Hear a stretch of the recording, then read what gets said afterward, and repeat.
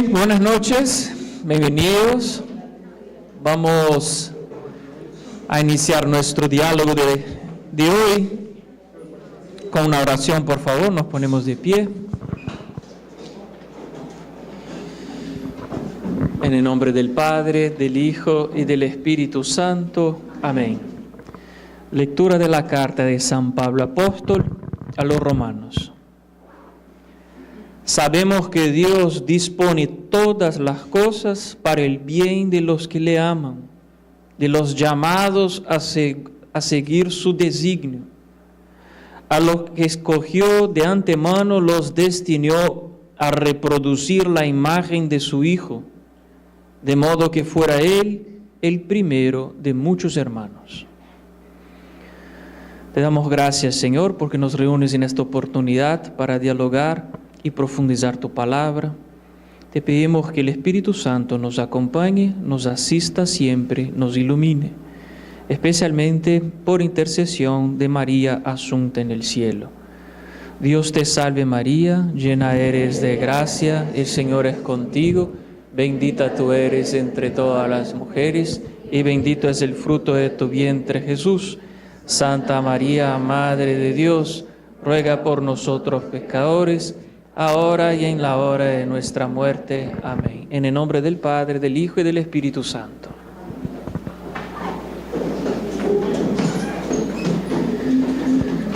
Hoy día vamos a iniciar, no 7:45, porque había un poco de tráfico, probablemente va a llegar un poquito más de gente, pero mi idea es hacer un break a las 8:15, porque han traído unos bocaditos ahí para que podamos calentar también el estómago, no solo la mente.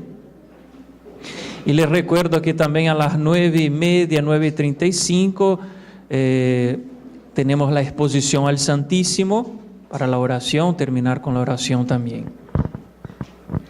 Bien, hoy día ¿qué vamos a hablar? Vamos a hablar del tema de la imagen y semejanza que hemos aludido la vez pasada y que yo les había comentado que íbamos a comentar más profundamente en esta vez.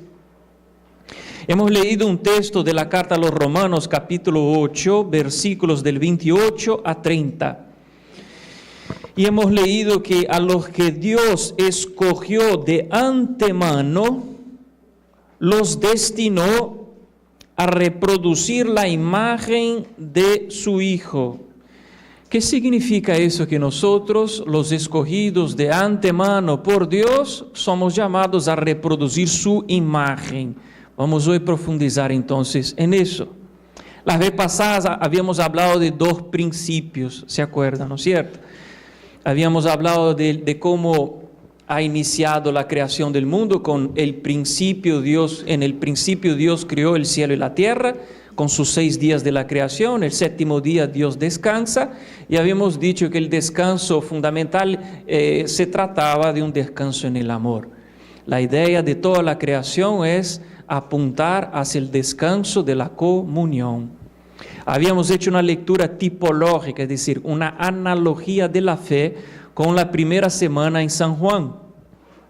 Y habíamos visto que también el 7º día para San Juan termina con las bodas de Caná, donde Jesús manifiesta, renueva la alianza de Dios con cada uno de nosotros. Por eso el símbolo de las bodas, por eso el símbolo del matrimonio. Vamos a ver también que el símbolo del matrimonio tiene mucho que ver con el concepto imagen, como vamos a hablar hoy día. Pero antes de entrar a la imagen, hay que hablar de los dos, polos de la relación. Por un lado, Dios, y por otro lado, el hombre. Hoy día vamos a tratar entonces de explicar un poquito la visión católica cristiana de Dios, por un lado, y del ser humano creado a imagen de este Dios. Por eso es fundamental que nosotros entendamos qué cosa me dice la revelación con relación al misterio de Dios. Porque a la luz de Dios es que voy a comprenderme. Y no al contrario, no es simplemente yo filosóficamente me meto conmigo mismo, hago una especie de psicológica introspección, descubro estas características, estos talentos, estos dones, estos defectos, estos problemas, mi historia, soy eso. No, acá es una aproximación, esta aproximación filosófica, humanística, pero Dios tiene algo que decirnos. Él es nuestro creador. Entonces hay que partir de la luz que brota de la Trinidad, para la luz de la Trinidad mirar quién soy a la luz de Dios. Entonces, vamos acá a pasar nuestros esquemitas.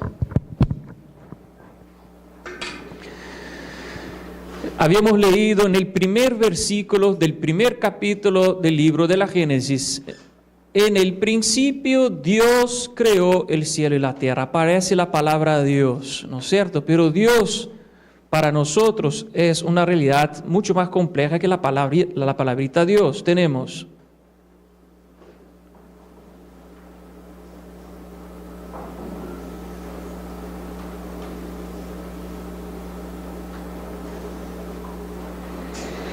cuando en el Antiguo Testamento se habla la palabrita Dios, ¿de quién estamos hablando? Del Padre, estamos hablando del Hijo, estamos hablando del Espíritu Santo, estamos hablando de todos los tres sumados. ¿De quién estamos hablando? En el Antiguo Testamento la palabra Dios hace referencia sobre todo a la unidad, a lo que Dios es en cuanto una única comunidad. Es decir, la palabra Dios hace referencia a lo común, ¿ok? A la área en que las personas divinas comparten, es decir, la divinidad. Divinidad. Entonces, podríamos decir de alguna manera, si tuviésemos que usar esa palabrita, entonces que en el principio la divinidad creó el cielo y la tierra. ¿Ok? En el Antiguo Testamento, la palabra Dios, en la mayoría de los casos, es la divinidad. Hace referencia sobre todo al elemento común. Ahora, ¿dónde ha venido fuera entonces la cuestión de la Santísima Trinidad, y etcétera, tal? Con el Nuevo Testamento, con la revelación de Jesús. Y para eso es importante, los que tengan la Biblia, vayamos al primer capítulo de Juan de nuevo, al prólogo esta vez, al primer versículo. San Juan capítulo 1, versículo 1, el famoso prólogo de San Juan. La vez pasada habíamos visto la primera semana de San Juan y habíamos saltado el prólogo. Hoy lo vamos a retomar después de haber entendido toda la teología que estaba por detrás de aquella primera semana en San Juan. El famoso texto del prólogo de San Juan dice entonces: al principio, fíjense la misma palabra de la Génesis, también acá. Al principio existía la palabra, y la palabra estaba junto a Dios, y la palabra era Dios. ¿Ustedes tenían otra traducción ahí? ¿Les apareció la palabra verbo, por ejemplo? ¿Sí? ¿Tienen la palabra verbo? ¿Alguien tiene otra traducción que no sea verbo o palabra? Normalmente son las dos traducidas, las dos palabritas. Entonces, al principio, ¿qué principio es este? Antes de la creación del mundo. En el principio eterno, allá donde solo existía, ¿qué cosa? Dice San Juan, la palabra. ¿Ok? Existía la palabra o el verbo. Y San Juan dice que la palabra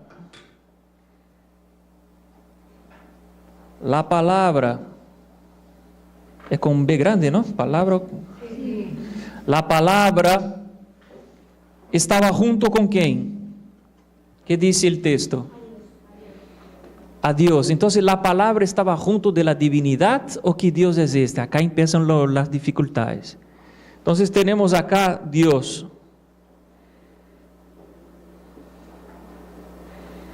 ¿Ok? Dice que en el principio había la palabra, o existía la palabra, y la palabra estaba junto a Dios. Y la palabra era Dios. Entonces, empieza una novedad fundamental acá en el Nuevo Testamento, que es la idea de divinidad del Antiguo Testamento va a ser ahora profundizada y personalizada, porque ahora tenemos la revelación que esta palabra, que es Dios y que está junto a Dios, en la verdad hemos descubierto que esta palabra tiene un nombre, es Hijo, y que este Dios también tiene un nombre, que es Padre. Efectivamente, un hijo no puede ser tal si no tiene un padre, y un padre no puede ser tal si no tiene un hijo. Entonces, San Juan nos está revelando que allá en el principio, en la eternidad, la palabra estaba junto al Padre. El Hijo estaba junto al Padre y el Hijo es Dios. Una primera grande relación descubrimos acá, ¿ok? Que entonces Dios es uno, hay un solo triángulo, estamos viendo una sola divinidad, pero nunca fue solo. Y esa es la novedad increíble del Nuevo Testamento. Voy a repetir esa frase que está en el Catecismo también, que es muy bonita. Dios es uno, una única divinidad, una única comunidad, pero nunca fue solo. Es decir, ¿solo en qué sentido? En el sentido personal. Acá yo tengo una persona, acá yo tengo otra persona. Esas dos personas que son distintas, una es el Padre, otra es el Hijo, comparten ¿qué cosa? La divinidad, ¿ok? Eso es lo que San Juan nos está revelando y eso es lo que la teología a lo largo de los siglos ha ido profundizando. Entonces, versículo 3, dice acá San Juan, versículo 2, perdón. Ella, o sea, la palabra, existía al principio junto a Dios. Todo existió por medio de ella, y sin ella nada existió de cuanto existe. Entonces, el Padre ha creado todo el mundo por medio de ¿quién? De su palabra, de su Hijo. ¿Ok? Y está diciendo San Juan que nada fue hecho sino por medio del Hijo. Todo lo que existe en la creación tiene la impronta, el sello del Hijo. Todo. En ella, en esta palabra, en el Verbo, en el Hijo, estaba la vida, y la vida era la luz de los hombres, y la luz brilló en las tinieblas. ¿Se acuerdan del primer día del libro de la Génesis? ¿Cuál fue la primera cosa que Dios creó? Fiat lux. ¿Se acuerdan? Acá también en el principio de San Juan, lo primero es la luz, el Verbo, la palabra era la luz, y la luz brilló en las tinieblas. Y las tinieblas no la comprendieron, no lo abrazaron. Luego sigue los versículos donde San Juan hace mención a Juan el Bautista como testigo de esta luz. Y vamos al versículo 14, fundamental para nosotros. Dice, la palabra o el Verbo, el Hijo, se hizo carne y puso su morada en nosotros, o habitó entre nosotros. Y nosotros hemos contemplado su gloria, gloria que recibe del Padre como Hijo único. Aparecen acá las palabritas Padre e Hijo, lleno de gracia y de verdad. Versículo 16, de su plenitud hemos recibido todos gracia tras gracia, porque la ley se promulgó por medio de Moisés, pero la gracia y la verdad se realizaron por Jesús, el Cristo. Nadie ha visto jamás a Dios. El Hijo único, Dios, que estaba al lado del Padre, Él nos dio a conocer. Es por ese texto y por algunos otros del Nuevo Testamento es que para nosotros cristianos, para nosotros católicos, la palabra Dios ya no es solo sinónimo de divinidad, así nomás, como podemos entender en el Antiguo Testamento, sino que para nosotros ahora, cuando en la Escritura se habla Dios, estamos hablando del Padre de nuestro Señor Jesucristo. ¿Ok?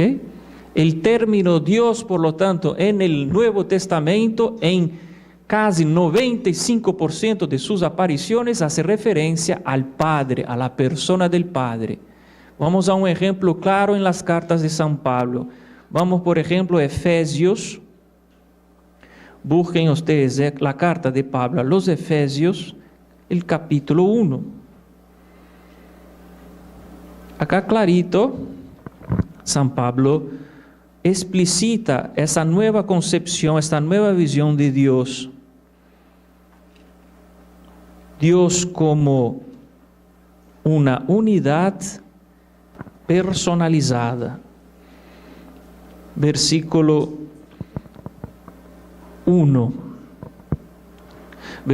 3, perdón. Entonces, Efesios 1, versículo 3, dice, bendito sea Dios. Ok, estamos en el mismo lenguaje del Antiguo Testamento hasta acá. Bendito sea Dios, pero Padre de nuestro Señor Jesucristo, dice San Pablo, quien por medio de Cristo nos bendijo con toda clase de bendiciones espirituales del cielo. Vamos a volver a este texto más tarde, pero queda claro acá qué cosa entiende Pablo por Dios. Dios, Padre de nuestro Señor Jesucristo, Entonces, sabemos que Dios, en el Antiguo Testamento, hace referencia sobre todo a la divinidad, una divinidad que las personas, vamos a decir así, del Antiguo Testamento, el pueblo de Israel no conocía el rostro de este Dios. Sí había hablado a los profetas, habló a Moisés, a Abraham, a Isaac, a Jacob, a los profetas, y fue hablando, pero la plenitud de la revelación, Dios se autocomunica a través de su palabra, a través de su único Hijo.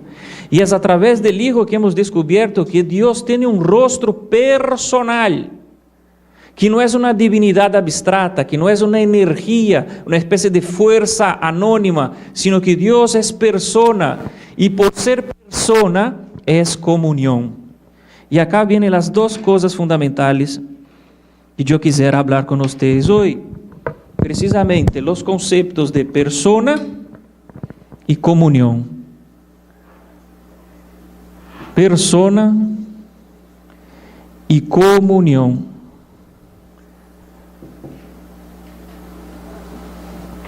Dios es una unidad tripersonalizada, porque tenemos acá también a quién, la tercera persona, que es el Espíritu Santo. El Espíritu Santo que también nos ha sido revelado por quién, por el Hijo. Yo me voy, pero cuando yo me vaya, yo les haré llegar, yo les enviaré el otro Paráclito, decía Jesús, Juan capítulo 14. El Espíritu de la verdad, Él hablará de mí. Okay, entonces Jesús nos enseñó también que existe una tercera persona en la única divinidad, en la única comunión, que es la persona del Espíritu Santo.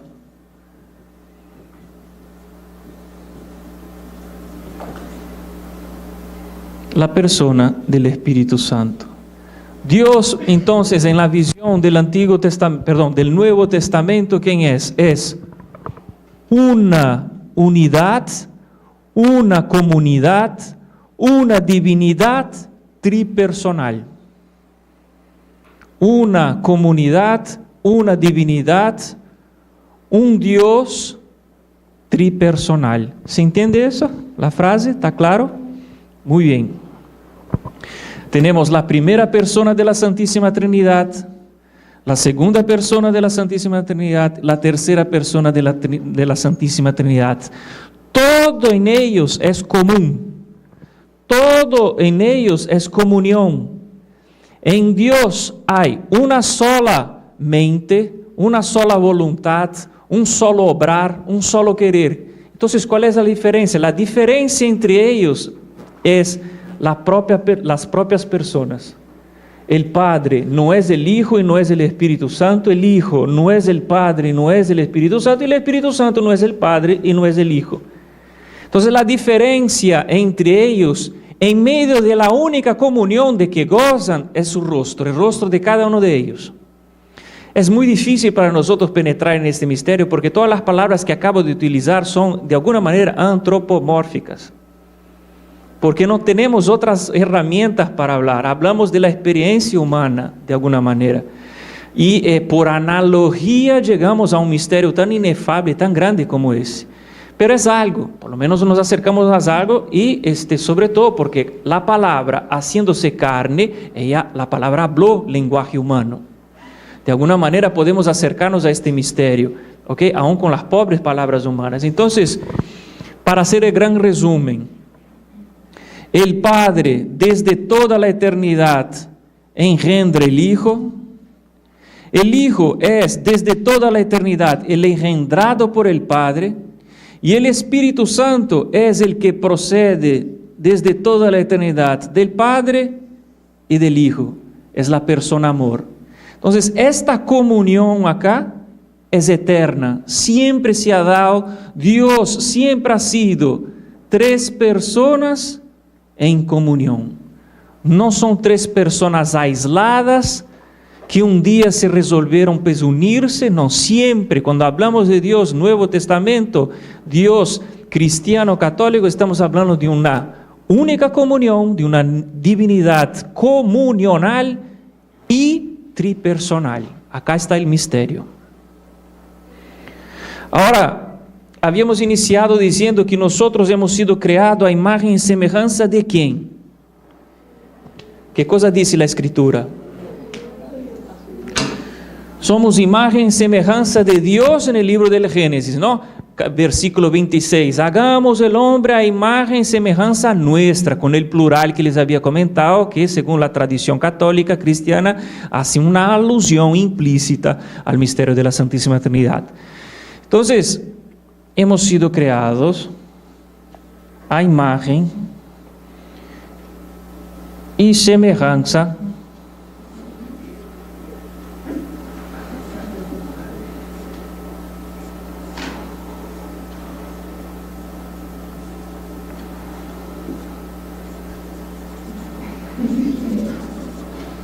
¿ok? Imagen y semejanza, una imagen un poquito con, ¿no? Pero digamos, es imagen. Imagen y semejanza. Semejanza. Bien. Entonces, ¿qué significa eso? Que nosotros somos dioses.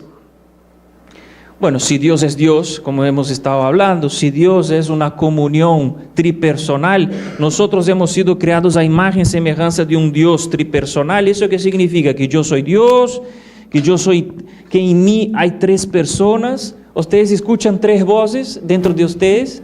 ¿Algo así? Puede levantar la mano quien quiere, digamos, ahí tengo unos buenos psiquiatras que conozco para, digamos, ¿no?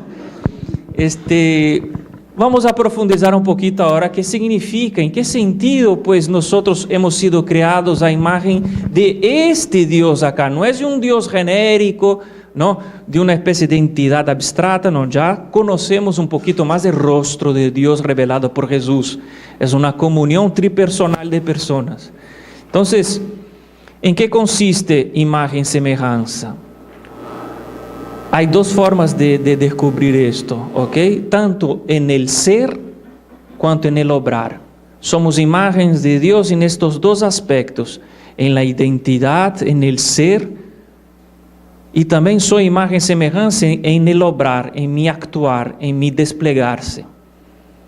¿Ok? Vamos a empezar con el más fácil, que es en el obrar. ¿De qué manera el ser humano, en su quehacer, en su obrar, espeja o manifiesta que es imagen de Dios? Está en el hecho de la señoría del creado. ¿Ok?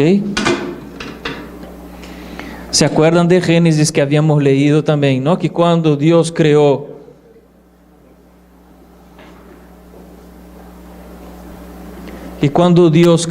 al hombre, le dijo, y al hombre les hizo varón y mujer, y les dijo, dominaos sobre todas las cosas que yo he hecho, los animales, las plantas, ¿no? Entonces, este dominio, esta señoría sobre el creado es espejo de la señoría del dominio del Todopoderoso. Entonces, Dios, que es el Todopoderoso, faculta al hombre para esto, lo prepara, lo hace, digamos, Señor de la creación. ¿Ok? Existe la palabra terrateniente. Bueno, terrateniente sería en el hebreo la palabrita más cercana a señorío. Terrateniente, representante de, terrateniente, señor de.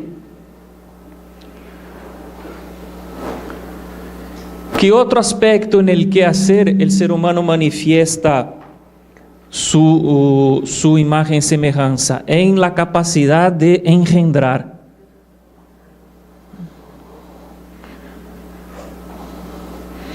En la capacidad de generar vida. ¿Ok? Dios ha concedido al ser humano esta potestad. El ser humano, entonces, de alguna manera, cuando engendra, cuando se multiplica, cuando se reproduce, como dice en el lenguaje del Génesis, también manifiesta que es imagen y semejanza de Dios. ¿Por qué? Porque habíamos dicho que el Hijo ha sido engendrado desde toda la eternidad por el Padre. Hay una generación de vida en la Trinidad, pero es eterna, es fuera del tiempo, y nos cuesta muchísimo entender eso. Pero el Hijo proviene del Padre, y el Espíritu Santo proviene del Padre y del Hijo, pero desde toda la eternidad, y aquí nos complican los términos. ¿Okay? Pero esta capacidad de generar vida, que es propio de Dios, que es la vida con B mayúscula, digamos, ¿no? Con B chica mayúscula, esa potestad Dios nos la prestó, nos facultó, digamos, a engendrar. Por eso los creó varón y mujer. Y por eso la ley natural que Dios impuso es, digamos, es ley divina. Para nosotros, que un hombre se una con una mujer es lo que Dios ha querido. Es lo que Dios naturalmente ha proyectado y pensado para la creación. Todo lo que vaya más allá de esta unión natural y legítima de un varón con la mujer es obra del ser humano, no de Dios. ¿Ok? Entonces, el respeto por el designio de Dios hace parte también de lo que sería la recta señoría del ser humano. ¿Cuándo entra el pecado acá? Cuando yo quiero ser Señor de la creación sin dar gloria al Señor de todo. Cuando yo quiero poseer y manipular la vida como a mí me parece y no como el Creador me lo mandó. ¿Se acuerda el nombre del árbol? Del único árbol que Dios había dicho a Adán y Eva que no comieran. ¿Cómo se llamaba el árbol? Tenían dos nombres. El árbol del conocimiento del bien y del mal por un lado, pero también había otro nombrecito, el árbol de la vida. ¿Por qué? Porque poseer la vida, ¿okay? Ser capaz de manejar la vida es propio de la divinidad. O sea, ser capaz, digamos, de decir cuándo nacer y cuándo morir es propio de un Dios. Entonces, el pecado entra a desordenar las facultades que Dios ha puesto. ¿Okay? El ser humano entra en una lógica egoísta de autonomía autosuficiente, en la cual ya no rendo gloria a Dios, ya no doy gloria a Dios, no me interesa a Dios. Yo voy a ser Señor de mí mismo, no me interesa más a Dios. Y yo voy a engendrar, voy a ser el patrón de la vida, independientemente de Dios. Ya no voy a remitirme a Dios para engendrar, reproducir o manipular la vida. Es lo que vemos hasta hoy, con las manipulaciones genéticas, con el aborto, lo que sea. La vida no tiene nada que ver con Dios. Soy yo que manipulo, soy yo que organizo, soy yo que planifico, soy yo que hago. Ya, acá es el pecado. Entonces, esos dos aspectos hablan en la dimensión del obrar, del quehacer del ser humano. Se pueden dar cuenta de la importancia del matrimonio acá, ¿correcto? Porque el matrimonio nos ofrece la posibilidad de entender que un hombre con su mujer y sus hijos Es una familia, una comunidad, así como Dios es una divinidad, una familia, una comunidad tripersonal, una familia humana con un mínimo de un hijo, también es una familia tripersonal. Acá está la imagen. Y la semejanza, ¿dónde está? Si esa familia humana, papá, mamá y su hijito o varios hijos, formando una sola familia bendecida por Dios, amparada por Dios, si esa familia vive en el amor, entonces estamos en la lógica de la semejanza. La imagen en el quehacer es señoría y reproducción.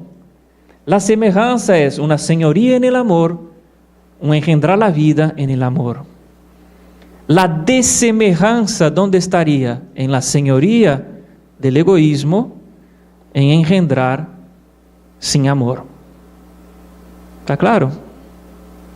Entonces, por eso el sacramento del matrimonio fue elevado a la categoría del sacramento por Cristo, porque representa, es espejo de alguna manera del misterio de la Trinidad.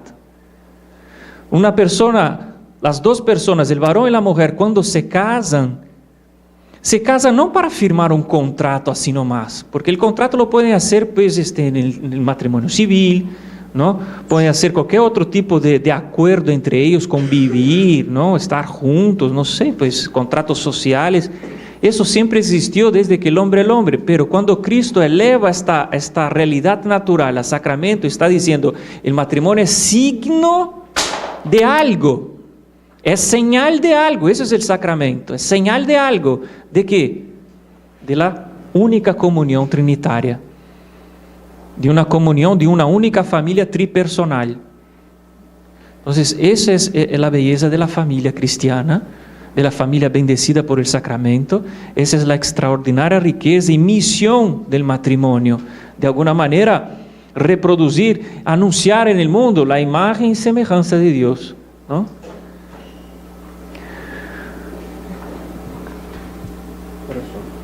Vamos a hacer una pausa de 5 minutitos para los bocaditos y retomamos, ¿está bien? Con las preguntas después si tienen.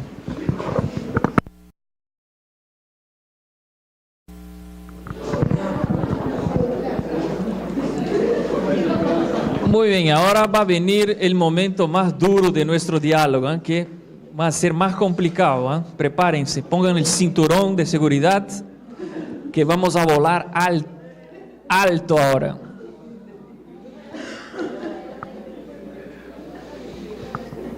Entonces decíamos que en el orden del obrar, en el orden del qué hacer, nosotros somos imagen y semejanza de Dios en la medida en que yo domino el creado, soy el centro de la creación, tengo la potestad concedida por el Dios unitrino de administrar la creación.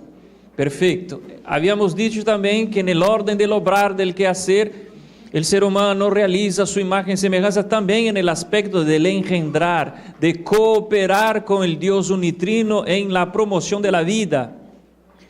Soy semejante a Dios en la medida en que administro los bienes del terrenos con señoría de amor. Soy semejante a Dios en la medida en que promuevo la vida según los designios de Dios y no como me da la reverenda y señora madre gana. ¿Ok? Vamos ahora en el orden del ser, en la identidad, en el orden del ser, no en el orden del qué hacer. Vamos en el orden del ser. Decíamos que Dios es uno y trino, ¿correcto? Una naturaleza, en el caso la naturaleza divina para Dios, ¿y cuántas personas? Muy bien, entonces, ¿en qué modo el ser humano es imagen y semejanza de Dios en el orden del ser, de la identidad? Que así como Dios es una comunión tripersonal, Dios tiene una naturaleza y una naturaleza tripersonal, así también nosotros también tenemos nuestra naturaleza y somos persona. El ser humano es persona. Entonces acá tenemos que poner dos palabritas importantes. El ser humano es persona y el ser humano como persona tiene una naturaleza.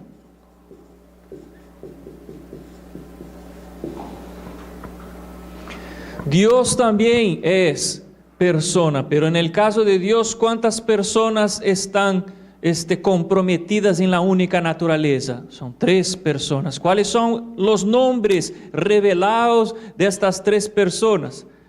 Padre, Hijo y Espíritu Santo.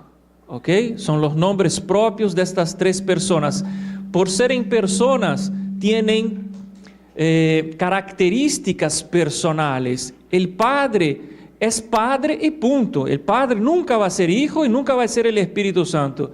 El Hijo es Hijo y nunca va a ser Padre y nunca va a ser Espíritu Santo. Es el Hijo. Y el Espíritu Santo nunca va a ser Padre, nunca va a ser Hijo, es el Espíritu Santo. Así también, cada uno de nosotros, por más que nos vistamos de manera igual, por más que hablemos el mismo idioma, por más que nos peinemos, yo y Javier estamos con algunas dificultades en ese sentido, pero por más que nosotros nos parezcamos iguales, no hay en la faz de la tierra un ser humano igual al otro. ¿Ok? Somos todos en ese sentido como la Trinidad. El Padre es el Padre, el Hijo es el Hijo, el Espíritu Santo es el Espíritu Santo. Y Felipe Pellegrinelli Duarte no existe y nunca existirá otro igual a mí. Aunque se vista como yo, que hable como yo, que no tenga pelo como yo y no sé qué cosa como yo, no hay y no va a haber. Este elemento singularísimo, único, es lo que caracteriza el ser personal. Por eso, sinónimo de esta palabra es la palabrita yo. Cuando cada uno de nosotros pronunciamos esta palabra, aunque sea, digamos, una palabra que todos comprendemos, yo, pero el modo como yo la digo es absolutamente mío. Absolutamente mío. Si yo ahorita les hago la pregunta, no sé, pues, ¿quién de ustedes quiere ser feliz? Probablemente, inmediatamente la respuesta, la primera palabra de la frase, ¿cuál es? ¿No es cierto? A nadie se le ocurre, mi cuerpo quiere ser feliz, o mi pie quiere ser feliz, o mi alma quiere ser feliz, o mi espíritu quiere ser feliz. ¿Por qué decimos yo? ¿Quién es este yo? Ya, ese es el misterio personal. ¿Ok? Cuando nosotros proferimos esta palabrita, estamos entrando o tratando de entrar en el terreno misterioso del quién soy. ¿Ok? Este yo tiene un nombre.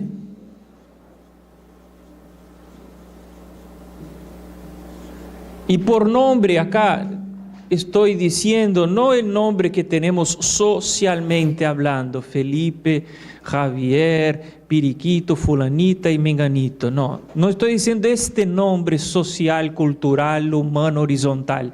Estoy diciendo el nombre que solo Dios conoce. Porque Él me creó, porque Él me sostiene en la vida, porque Él pensó en mí, porque Él me ama, porque Él murió por mí además. Este nombre, que es el misterio del nombre bíblico, lo vamos descubriendo poco a poco en la medida en que voy relacionándome cada vez más con Dios. Pero lo voy a descubrir solo al final. En el último día de mi vida, cuando yo vea las cosas como son, salga del espacio y del tiempo y vea las cosas como son. Ahí voy a comprenderme como soy comprendido por Dios. ¿Ok? El misterio de eso está en el libro del Apocalipsis, capítulo 2, el último libro de la Biblia, el Apocalipsis, para quien está perdido por ahí. Más conocido como el último libro de la Biblia, Apocalipsis, capítulo 2,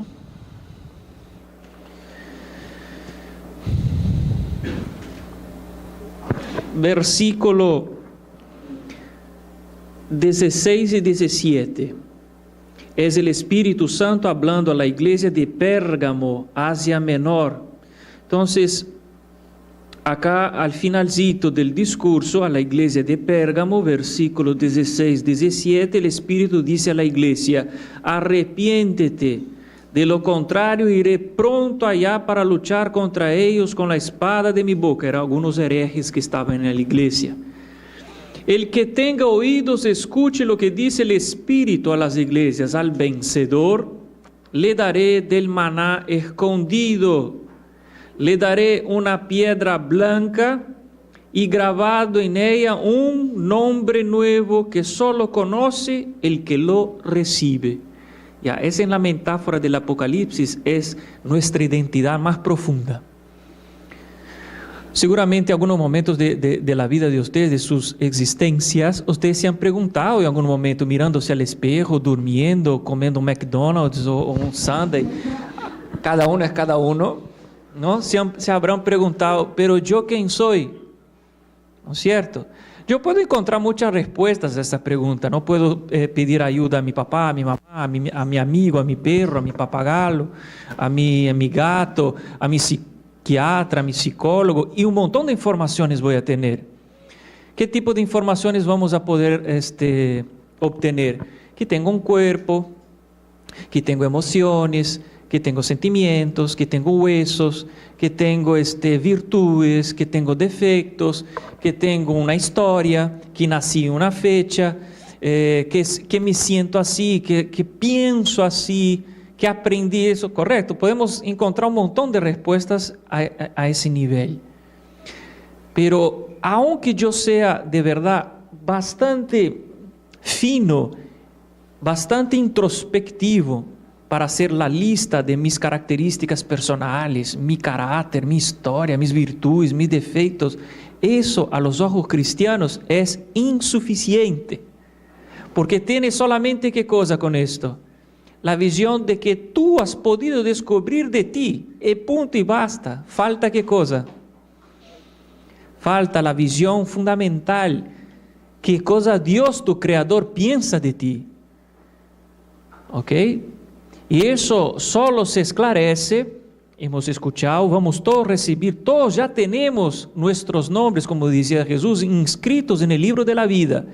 Pero leer este libro de la vida nos cuesta todavía, tenemos que peregrinar acá en la tierra, ser muy cercanos a Dios, muy espirituales, muy amigos de Dios, para que Dios me revele mi nombre verdadero, mi identidad más profunda. Y eso empieza para muchos de nosotros cuando descubrimos nuestra vocación particular.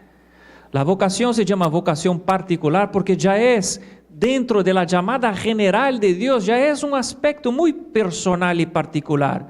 Tú eres llamado a ser este esposo, tú eres llamado a ser esta esposa, tú eres llamado a ser este religioso o esta religiosa, tú eres llamado a ser este cura. Entonces, cuando uno descubre su propia vocación particular, ya empieza de alguna manera a recibir esta piedra blanca. ¿Entendieron? Que tiene ahí grabada nuestros nombres, ¿ok? Entonces, el misterio del yo es para la teología sinónimo de la palabra persona, ¿ok? Sinónimo también, podemos decir acá, persona, yo, una palabrita bastante complicadita, pero es importante que ustedes la tengan por lo menos una vez en la vida, la escucharán. Hipóstasis. No es Avengers, no es un superhéroe, no es, digamos, hipóstasis. Es la palabrita griega que está en el origen de la palabra latina persona. ¿Ok? Hipóstasis significa hipo, ¿ok? Hipo y estasis, lo que está debajo. Hipo es el prefijo en griego que está abajo. Por ejemplo, una persona con hipoglicemia tiene poca ¿qué cosa? Está baja de, ¿ok? Entonces, hipóstasis es lo que está, stasis, estar, lo que está por debajo. Entonces, Si acá está el sujeto, ¿dónde estaría la hipóstasis del sujeto? ¿En la cabeza, en el pie, en el pecho? ¿Dónde estaría la hipóstasis de este sujeto?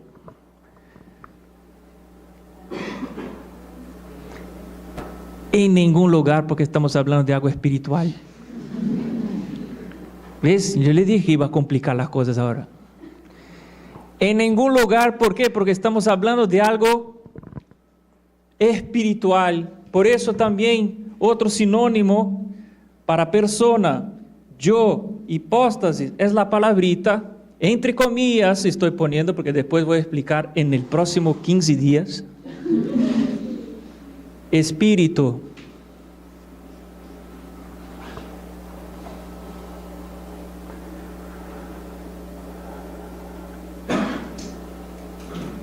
Yo soy persona, yo soy una hipóstasis, yo soy un espíritu. Hasta ahorita, sin entrar en detalles y sin hacer muchos matices técnicos, son todos sinónimos por ahora. ¿Está bien? Entonces, ¿cuántas hipóstasis hay en la Trinidad entonces?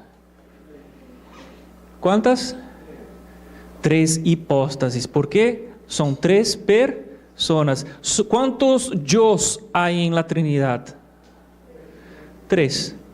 ¿Cuántos espíritus en este sentido hay en la Trinidad? ¿Ok? ¿Estamos? Vamos ahora para la naturaleza. ¿Qué cosa es naturaleza? Naturaleza sería cosa. Palabrita complicada, porque aquí es la zona de las palabritas complicadas. Substancia.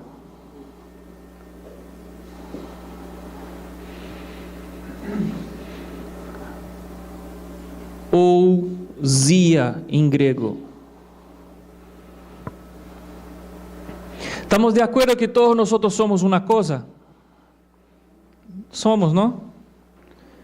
En ese aspecto, muy general, ¿cuál es la diferencia entre yo y este plumón? En este plan acá, bien poca, esto es una cosa, y yo también desde este plan puedo entenderme en el mismo plan, soy una cosa.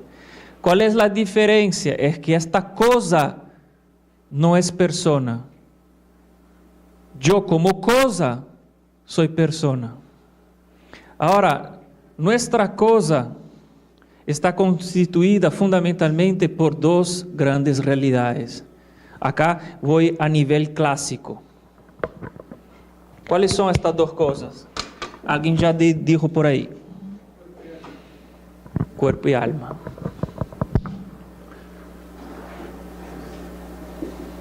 Cuerpo, alma. ¿Ok?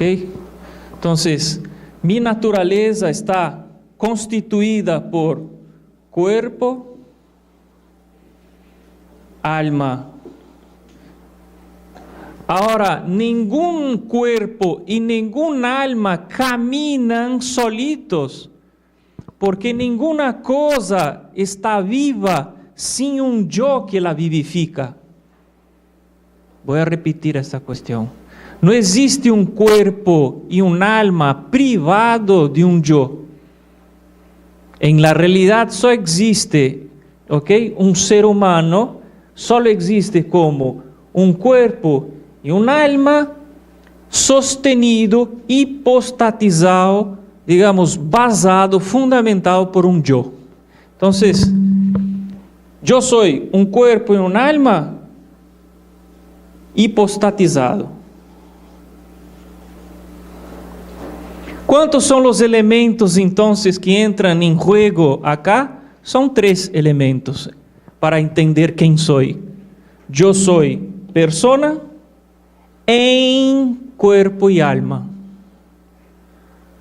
Voy a repetir eso. Yo soy una persona en... Bien. De nuevo. Yo soy una persona en... Perfecto. Este yo puede ser llamado también bíblicamente como, decíamos, espíritu. Entonces, si yo quiero hacer el sinónimo, como estamos describiendo acá, yo soy un espíritu en y alma. ¿Ok? Eso es el lenguaje más típico de las Sagradas Escrituras, de toda la teología y el lenguaje de la liturgia también. ¿Ok? Existen otras formas. Esta acá es la forma así llamada bipartita. ¿Por qué? Porque son dos los elementos, cuerpo y alma. También hay una forma llamada tripartita, cuerpo, alma y espíritu acá. Pero ese espíritu que aparece acá no es el espíritu en ese sentido que estamos diciendo acá, es otra cuestión. Por eso no voy a entrar ahorita en esta confusión, porque deberíamos tener más bocaditos y otro intervalo. Y no lo vamos a tener. Va a ser para 15 días después. Entonces vamos con calma. ¿Cómo llamamos a este sujeto entonces? Normalmente ahí en la calle, ¿no? Estoy delante de una persona, ¿no es cierto? Por persona, la gente en la calle entiende lo que nosotros acá no estamos diciendo. Por persona en la calle entienden la totalidad. ¿Ok? Yo soy persona, tú eres persona, pero no hacen estos matices acá. Acá, en nuestro diálogo teológico de esta noche, persona es una palabra técnica. Hace alusión no a la totalidad, sino a un elemento específico. ¿Cuál es? Al yo, al espíritu, a la hipóstasis. ¿Ok? Entonces, ¿cómo voy a llamar ese bicho? No lo puedo llamar persona. ¿Cómo lo voy a llamar? Vamos a hacer un poquito de matemática. ¿Cómo lo voy a llamar entonces este bicho, esta cosa? ¿Ah? Hombre, pero ahí las mujeres se van a poner mal, pues. ¿Ah? Ser humano. Ok. Entonces, vamos a hacer acá la ecuación para que ustedes entiendan. Persona humana es igual a persona más naturaleza humana. ¿Se entiende? ¿Se entiende? Podríamos decir, persona humana es igual al yo más el cuerpo más el alma. Y cuerpo y el alma son naturaleza humana. Yo es persona en el sentido técnico de la palabra. ¿Estamos? ¿Se entiende? Entonces, ese bicho puede ser llamado persona humana. Si yo le digo solamente persona, puedo confundir la palabra técnica. ¿Ok? ¿Por qué es persona humana? Porque es un sujeto que tiene, digamos, una hipóstasis, tiene un yo, y ese yo habita.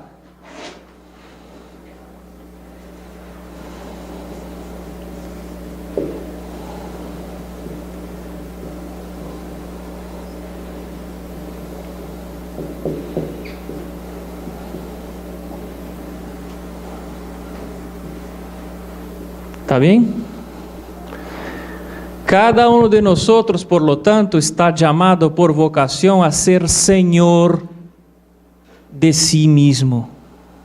Somos un yo en el cual la primera misión mía es ser padrón en mi propia casa, manejar mi propia naturaleza, ser el patrón de mi propia naturaleza, es decir, ser capaz de personalizar lo más posible mi propio cuerpo y mi propia alma.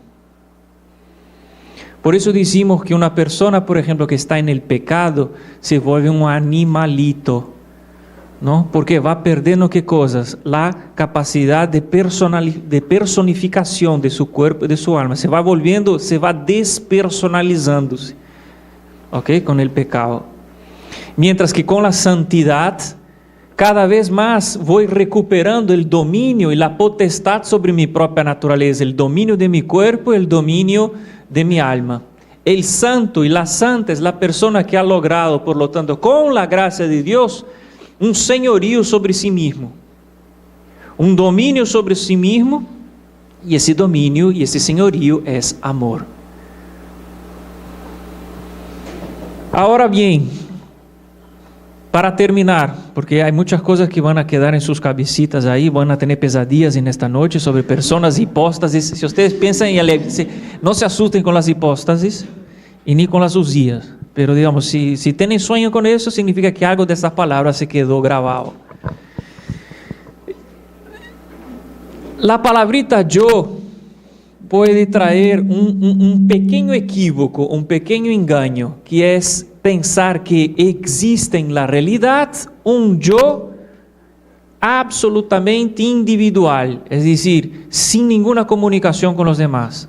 Además, nuestra cultura es una cultura bastante individualista, que el elemento comunional que decimos, comunional, no está muy presente. Cada uno piensa por su lado, cada uno busca su lado, cada uno es individual o individuo. Ya, esa palabra tiene que ser, digamos, comprendida con la palabra comunión.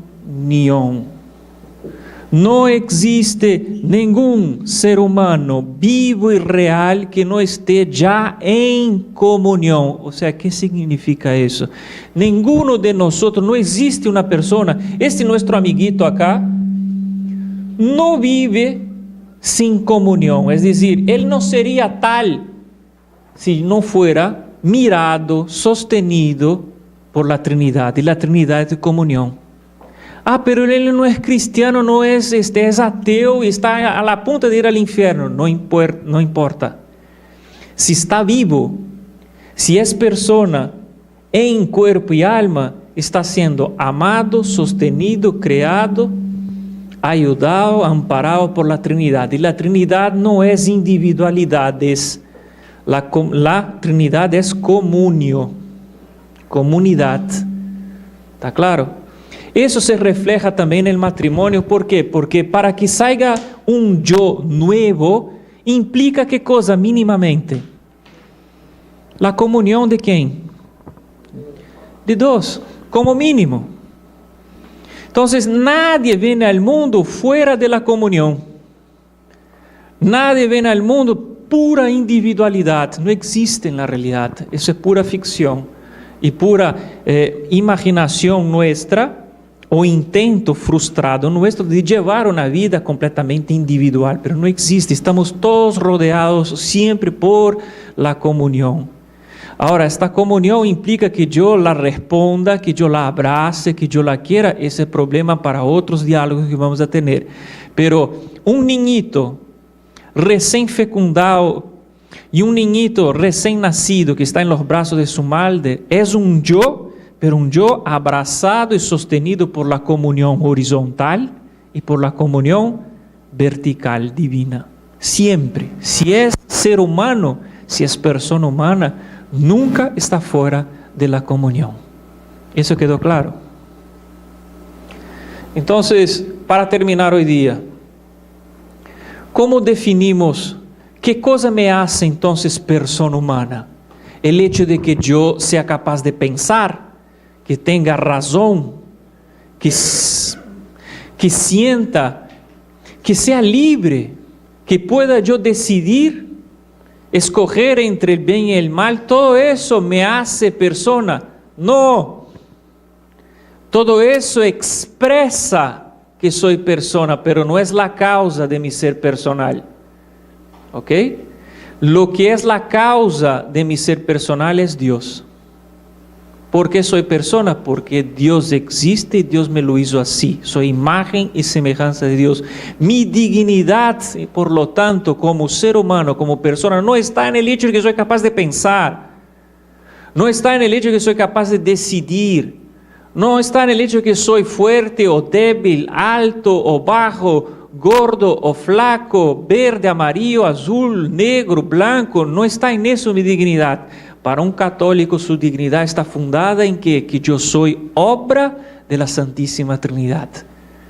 Soy lo que soy, persona humana, aquí y ahora porque Dios me ama, me sostiene en el ser, me mantiene en el ser y tiene un proyecto para mí que vamos a ver el próximo día, cuál es el proyecto que Dios tiene para mí.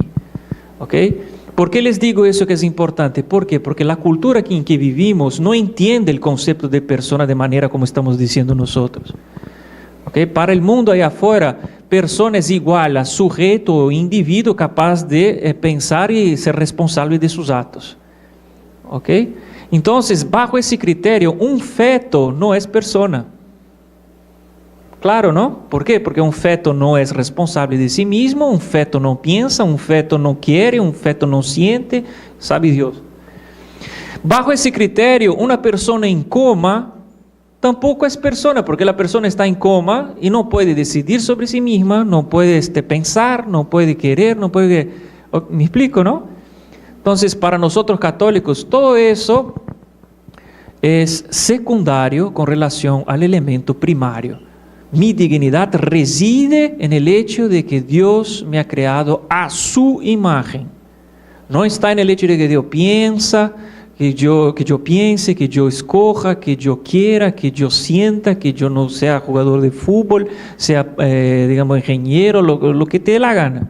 Pero eso no me define. ¿Está claro eso?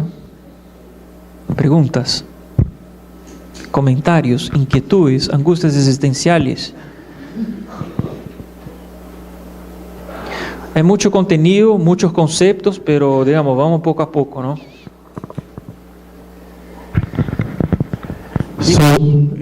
Uy, creo que muy fuerte. Alguien, tú estás con el micrófono, tú en el segundo entonces. Sobre lo último que ha mencionado, del ser persona. Nosotros lo entendemos como católicos, nos queda claro, pero ¿cómo podemos comunicarlo en una sociedad en la cual, justamente por lo último que estaba diciendo, se considera a la persona por las capacidades y por lo que expresa, y no más bien por que es imagen y semejanza de Dios? Sí. Anunciar, decir nomás. De verdad, tú tienes que decir, mira, en una sociedad como la nuestra, lo que va a pasar es que al máximo tú me vas a expresar que tú piensas que una persona humana tiene su dignidad en imagen y semejanza. Yo te voy a decir, mira, ¿sabes qué? Estás fumando no sé qué cosa. Al máximo vamos a respetarnos, ¿no es cierto? Pero a mí que soy ateo o que soy agnóstico o que soy lo que sea y que no estoy de acuerdo con tu visión, me sirve que tú me lo digas, para que por lo menos me cuestione, para que por lo menos tenga un testimonio visible de que existe un loco que piensa eso. ¿Por qué? Porque en fondo, ¿cuál es el punto? Necesitas el don de la fe. Si no, ¿cómo haces para entender que yo soy imagen y semejanza de Dios si no creo en Dios? Necesitas el don de la fe. Por eso nosotros no tenemos que acomplejarnos en tener que bajar nosotros, ¿no? Casi al decir, no sé, yo soy humanista, es filantrópico como tú, que no sé qué. No, anuncia de frente, hermano. ¿Me entiendes? Es como Pablo, pues, que llegaba en el Areópago. Pablo, pues, sí, se dio cuenta, pues, en el Areópago que eran filósofos, ¿no? Entonces él empezó a hablar medio filosóficamente, pero después dijo, y Cristo resucitó. Se acabó, hermano. Acá no hay filosofía. ¿Me explico? Estoy diciendo un poco banal, algo que es bastante complejo, ¿no es cierto? Pero ¿a dónde voy? Que hay que no tener miedo de decir las cosas como son. Y en un mundo relativista como el nuestro, expresar tu opinión. Mi opinión es la siguiente: este feto es persona humana porque Dios existe y Dios lo ha hecho así. Y merece todo el respeto porque Dios es el creador de este ser. Punto. Hay que decirlo. Ahora, no vamos a convencer las personas simplemente por eso, porque implica gracia de Dios, ¿me explico? Si las personas no acogen el don de la fe, tú puedes explicar lo que quieras, no va a acoger. Y eso tiene que dejarnos un poquito más tranquilos en la hora de hacer apostolado, porque no es que somos nosotros los que vamos a convertir a los demás con nuestras palabras. Es gracia también. Tú eres solo un mediador. Quizás tu testimonio fue lo necesario para que él acoja la fe. ¿Está bien? Entonces a nosotros nos toca anunciar, decir lo que pensamos. Mira, para mí este feto es persona humana porque ha sido creado en imagen y semejanza de Dios. No es un conjunto de células, como piensas tú. Ah, pero eso dices tú. Sí, lo digo yo, y está bien, pues lo digo yo, sí. Es complejo el tema, pero es así, ¿no?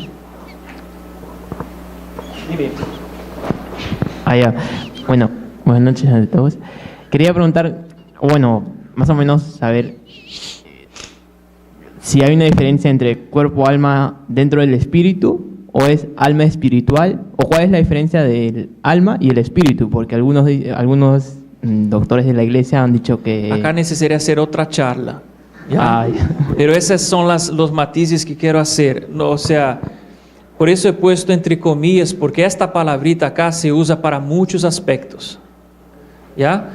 Para responder de frente a tu pregunta sin entrar en muchas complicaciones, el alma es una cosa espiritualizada. Pero espiritualizada ¿por qué? Porque es la casa del yo personal. Después voy a explicar eso con más calma. ¿Ok? Si el alma humana no fuera habitada por el yo, por la hipóstasis, el alma sería como animal o vegetal, o sea, no personal, no espiritual. Pero es porque el alma está habitada por el yo, es que gana el atributo de alma espiritual. Vamos a hablar de eso más tarde, tranquilo.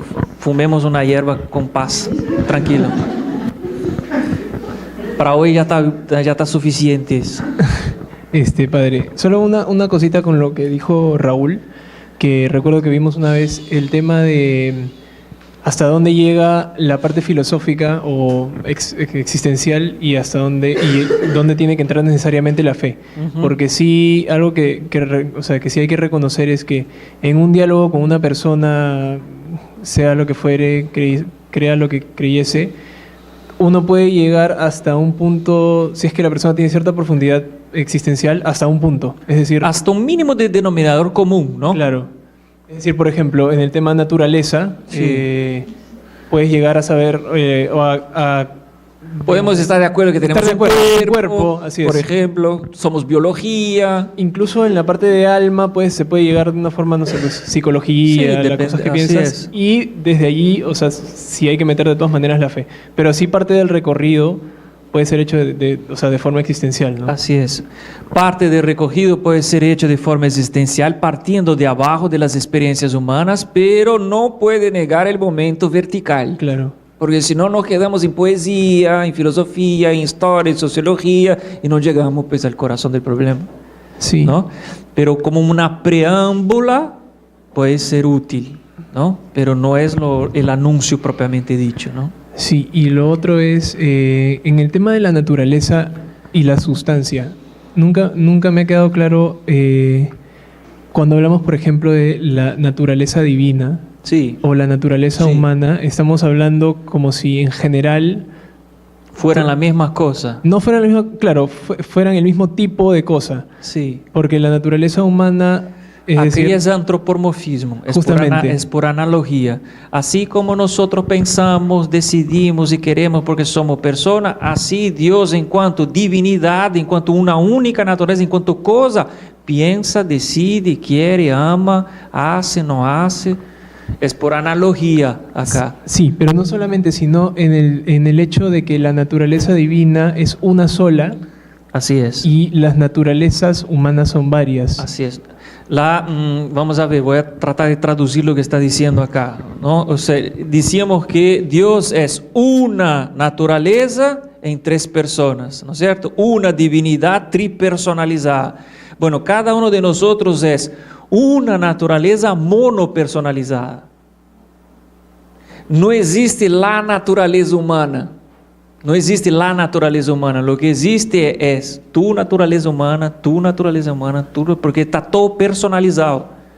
No existe la naturaleza humana, como no existe el cuerpo que esté caminando por ahí o el alma que esté caminando ahí. Siempre existe mi alma, la de Felipe, mi cuerpo, el de Felipe, y mi yo, que soy yo. No existe la naturaleza humana que esté flotando en algún lado por ahí. ¿Está bien? ¿Eso quedó claro? Gracias, Sergín. ¿Qué más? ¿Alguna inquietud más? ¿Pregunta?